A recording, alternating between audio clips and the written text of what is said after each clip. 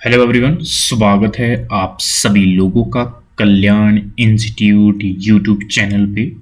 आज हम इस वीडियो के माध्यम से राष्ट्रीय आय में नहीं गिनी जाने वाली क्रियाओं को समझेंगे कि राष्ट्रीय आय में कौन कौन सी क्रियाएं शामिल नहीं की जाती है। आज हम उस चीज को समझेंगे इस वीडियो के माध्यम से कि जब हम नेशनल इनकम को कैलकुलेट करते हैं तो उस दौरान उस नेशनल इनकम में कौन सी गतिविधियों को हम नेशनल इनकम में शामिल नहीं करते हैं। तो आप इस वीडियो को अंत तक जरूर देखिएगा और अगर चैनल को अभी तक सब्सक्राइब नहीं किया है तो चैनल को जरूर सब्सक्राइब कर दीजिएगा। तो चलिए समझते हैं कि राष्ट्रीय आय में कौन कौन सी ऐसी क्रियाएं हैं जिनको राष्ट्रीय आय में शामिल नहीं किया जाता है, जिसमें कि सबसे पहले है मध्यवर्ती पदार्थ, यानी कि ऐसे मध्यवर्ती पदार्थ जो किसी उत्पादन में सहयोगी का काम करते हैं, उनको नेशनल इनकम में शामिल नहीं किया जाता है। मध्यवर्ती पदार्थ अंतिम वस्तुएं ये नहीं होती है, यानी कि अंतिम वस्तुएं क्या होती है? अंतिम वस्तुएं वो होती है जिनको कोई उपभोक्ता अंतिम तौर पे उसे उपभोग करता है और वो वस्तु पुनः किसी प्रक्रिया में, उत्पादन की प्रक्रिया में वो नहीं जाती है, यानी कि उसका उपभोग अंतिम रूप से कर लिया जाता है और वो वस्तु समाप्त हो जाती है। तो ऐसे में नेशनल इनकम में सिर्फ और सिर्फ अंतिम वस्तुओं का ही यहां पे कैलकुलेशन किया जाता है। अंतिम वस्तुओं को ही नेशनल इनकम में शामिल किया जाता है। जो मध्यवर्ती वस्तुएं होती है वे अंतिम वस्तुएं नहीं होती है। अगर हम मध्यवर्ती वस्तुओं को भी नेशनल इनकम में शामिल करेंगे तो ऐसे में राष्ट्रीय आय में दोहरी गणना की समस्या उत्पन्न हो जाएंगी, क्योंकि अगर हम मध्यवर्ती वस्तुओं को भी कैलकुलेट करेंगे तो ऐसे में क्या होगा, हम पहले एक बार कर लेंगे कैलकुलेट जब वो मध्यवर्ती वस्तुएं हैं, फिर उसके बाद जब वो किसी अन्य वस्तु के उत्पादन में वो प्रोसेस होकर के वो अलग वैल्यू क्रिएट करती है, तो उस दौरान भी उस मध्यवर्ती वस्तु का कैलकुलेशन उस वस्तु के अंदर किया जाएगा। तो ऐसे में मध्यवर्ती जो वस्तुएं होती है उनका राष्ट्रीय आय में शामिल उन्हें नहीं किया जाता है। और दूसरा है पुरानी वस्तुओं का विक्रय मूल्य। जो पुरानी वस्तुएं होती है उनको भी नेशनल इनकम में शामिल नहीं किया जाता है, जिन्हें किसी पुरानी वस्तु को उस वर्ष के राष्ट्रीय उत्पाद में गिना जाता है जिस वर्ष में वो पुरानी वस्तु उत्पादित हुई है। यानी कि कोई भी जो पुरानी वस्तु होती है उसको उस वर्ष राष्ट्रीय आय में कैलकुलेट कर लिया गया है जिस वर्ष वो उत्पादित हुई है, यानी कि जिस वर्ष वो एक तरह से बन के तैयार हुई है उस वर्ष उसका राष्ट्रीय आय में कैलकुलेशन हो गया है। अब जब वो आगे चल करके वो पुरानी वस्तु हो गई तो उसका कोई औचित्य नहीं होता है, उसको राष्ट्रीय आय में उसके बाद शामिल नहीं किया जाता, क्योंकि वो पुरानी वस्तुएं हैं। उन पुरानी वस्तुओं को जिस समय वो बन के तैयार हुई है उस समय उसका कैलकुलेशन हो चुका है। और तीसरा है बाजार में विक्रय न की जाने वाली वस्तुएं और सेवाएं। ऐसी वस्तुएं और सेवाएं जिनका मौद्रिक वैल्यू नहीं होती है, जिनको हम बाजार में मुद्रा के रूप में क्रय विक्रय नहीं कर सकते हैं, उन वस्तु और सेवाओं को भी राष्ट्रीय आय में शामिल नहीं किया जाता है। ये कौन सी क्रियाएं होती है? जैसे कि गृह स्वामिनी की सेवाएं होती है और व्यक्ति द्वारा स्वयं के लिए जो की गई सेवाएं हैं वो हो गई। और बगीचे में स्वयं जो कोई व्यक्ति बागवानी करता है वो उसकी भी जो सेवाएं हैं उसकी भी कोई वैल्यू नहीं है, क्योंकि उसको बाजार में मुद्रा के साथ उसका क्रय विक्रय नहीं हो रहा है। जब तक किन्हीं वस्तु और सेवाओं का मुद्रा के रूप में क्रय विक्रय नहीं होगा, यानी कि बाजार में क्रय विक्रय नहीं होगा, तब तक उन वस्तु और सेवाओं को राष्ट्रीय आय में शामिल नहीं किया जाता है। तो इस तरह से हम बाजार में जो भी वस्तु और सेवाएं नहीं आती है, उनका क्रय विक्रय नहीं होता है, तब तक उन क्रियाओं और वस्तुओं को राष्ट्रीय आय में शामिल नहीं किया जाता है। और भारत में किसानों द्वारा स्वयं उपभोग के लिए किए गए उत्पादन को बाजार में प्रचलित कीमत पर मूल्यांकन करके राष्ट्रीय आय में उसमें शामिल किया जाता है।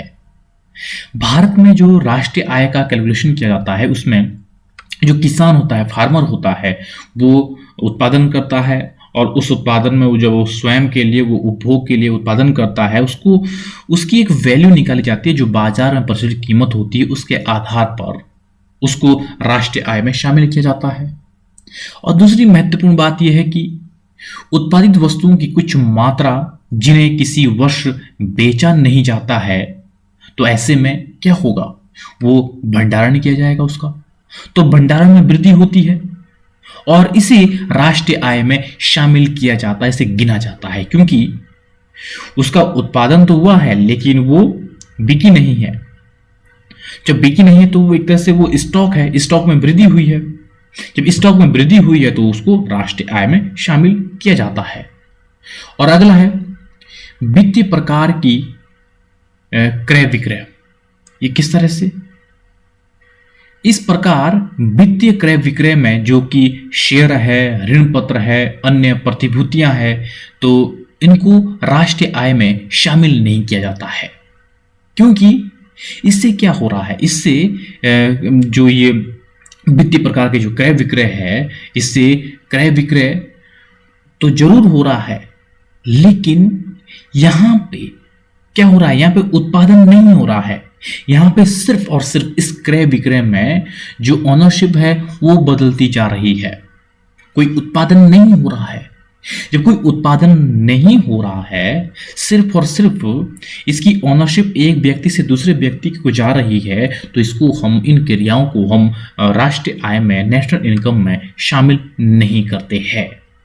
तो इस तरह से जो तमाम प्रकार के वित्तीय प्रकार के जो क्रय विक्रय होते हैं, जिसमें ऋण पत्र आते हैं, अन्य जो शेयर आते हैं, और क्रय विक्रय अलग प्रकार से जो शेयर मार्केट है, उसमें किस तरह से जो उसकी ओनरशिप है वो बदलती जा रही है, लेकिन उत्पादन में कोई परिवर्तन नहीं हो रहा है। जब उत्पादन में कोई परिवर्तन नहीं हो रहा है तो ऐसे में इनको हम राष्ट्रीय आय में शामिल नहीं करते हैं। और अगला है सरकारी हस्तांतरण भुगतान, ट्रांसफर पेमेंट।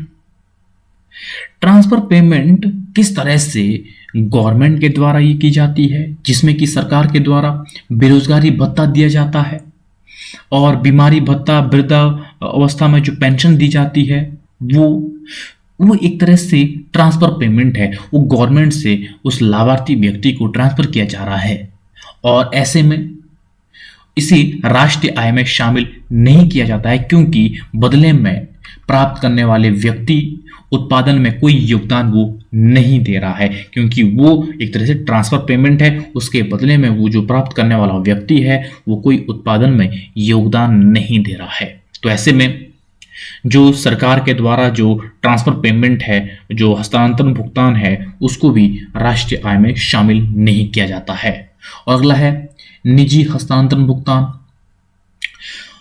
इसके अलावा गवर्नमेंट ट्रांसफर पेमेंट के अलावा जो व्यक्तिगत स्तर पर जो ट्रांसफर पेमेंट होते हैं उनको भी नेशनल इनकम में शामिल नहीं किया जाता है, जिसमें कि एक व्यक्ति किस तरह से दूसरे व्यक्ति को वो ट्रांसफर पेमेंट करता है जिसका उत्पादन में कोई संबंध नहीं होता है, तो ऐसे में इन्हें भी राष्ट्रीय आय में शामिल नहीं किया जाता। जैसे कि एक कोई विद्यार्थी है, विद्यार्थी द्वारा अपने माता पिता से वो मुद्रा प्राप्त करता है, तो किस तरह से माता पिता से जो मुद्रा प्राप्त की गई है उस विद्यार्थी ने, तो उस विद्यार्थी का जो पैसा आया उसको हम नेशनल इनकम में नहीं शामिल करेंगे, क्योंकि उसका उत्पादन में कोई संबंध नहीं है, उसका उत्पादन में किसी प्रकार का योगदान नहीं है। तो ऐसे में जो निजी हस्तांतरण भुगतान है उसको भी नेशनल इनकम में शामिल नहीं किया जाता है। और इसके अलावा अगला है बाजार मूल्य के उतार चढ़ाव। बाजार मूल्य में जो उतार चढ़ाव आते हैं, जिसमें कि बाजार मूल्य में उतार चढ़ाव होने से जो परिवर्तन के कारण जो लाभ और हानियां होती है उसे हम राष्ट्रीय आय में शामिल नहीं करते हैं, क्योंकि वो उत्पादन में परिवर्तन की वजह से वो लाभ हानि नहीं हो रही है, वो बाजार के उतार चढ़ाव के कारण एकदम से अचानक से जो कीमतों में परिवर्तन हुआ है उसके कारण से ये लाभ हानियां हुई है। तो ऐसे में इन्हें राष्ट्रीय आय में शामिल नहीं किया जाता है। और अगला है अवैध क्रियाओं से प्राप्त आय। जो अवैध क्रियाओं से जो प्राप्त आय होती है, तमाम प्रकार की अवैध क्रियाएं होती है, उनसे जो प्राप्त आय होती है उनको भी राष्ट्रीय आय में शामिल नहीं किया जाता है। अवैध क्रियाओं से प्राप्त राष्ट्रीय आय में इन्हें शामिल नहीं किया जाता है, जो अवैध क्रियाओं से जो आय प्राप्त होती है, क्योंकि यह किस तरह से हमें ये मालूम नहीं होता है कि जो अवैध क्रियाओं से प्राप्त आय है ये किस वर्ष कहाँ से प्राप्त हुई है, किस तरह से कहाँ उत्पादन हुआ है, किस वित्तीय वर्ष में ये उत्पादित हुई है ये क्रियाओं के द्वारा आय, तो ये मालूम नहीं चल पाता है। तो इस तरह से अवैध क्रियाओं से प्राप्त की गई आय उसे नेशनल इनकम में शामिल नहीं किया जाता है। तो इस तरह से ये आज की इस वीडियो के अंतर्गत हमने नेशनल इनकम में शामिल ना की जाने वाली क्रियाओं को समझा कि राष्ट्रीय आय में किन किन क्रियाओं को शामिल नहीं किया जाता है। तो मुझे उम्मीद है कि आपके लिए जो ये आज की वीडियो है ये वीडियो काफ़ी उपयोगी रही होगी। और अगर चैनल को अभी तक सब्सक्राइब नहीं किया है तो चैनल को जरूर सब्सक्राइब कर दीजिएगा और मुझे दीजिएगा इजाज़त। और आप सभी लोगों का बहुत बहुत शुक्रिया।